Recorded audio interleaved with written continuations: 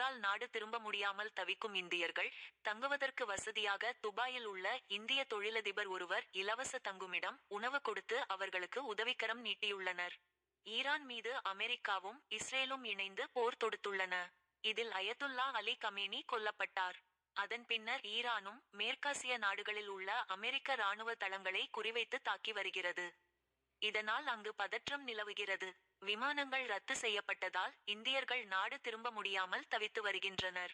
Hotel முன்பதிவு முடிந்து விட்டதாலும் போக வழியில்லாமல் பலர் பாதிக்கப்பட்டுள்ளனர். இந்நிலையில் துபாயில் வசிக்கும் இந்திய தொழிலதிபர் ஒருவர் உதவிக்கரம் நீட்டியுள்ளார். அல் மிச்சான் குழுமத்தின் தலைவர் யோகேஷ் தோஷி தன்னுடைய 64 குடியிருப்புகள் கொண்ட அடுக்குமாடி கட்டடத்தை தற்காலிக தங்குமிடமாக மாற்றியுள்ளார். இந்த தங்குமிடம் இலவசமாக வழங்கப்படுகிறது. உணவு உள்ளிட்ட அடிப்படை வசதிகளும் வழங்கப்படுகின்றன. இந்த முயற்சி இந்திய மக்கள் மன்றம் மற்றும் துபாயில் உள்ள இந்திய துணை தூதரகத்துடன் ஒருங்கிணைந்து நடத்தப்படுகிறது. பல பயணிகள் பணம் இல்லாமலோ அல்லது தங்க இடம் இல்லாமலோ இருந்த நிலையில் இங்கு உதவி கிடைத்துள்ளது.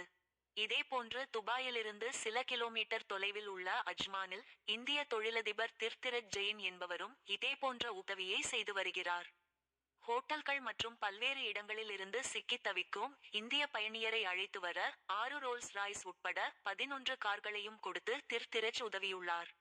இதனால் 125க்கும் மேற்பட்ட இந்தியர்கள் தற்காலிக தங்குமிடம் பெற்றுள்ளனர். போர் பதற்றத்துக்கு மத்தியில் அவரது இந்த மனிதநேய உதவி பெரும் பாராட்டுகளை பெற்று வருகிறது.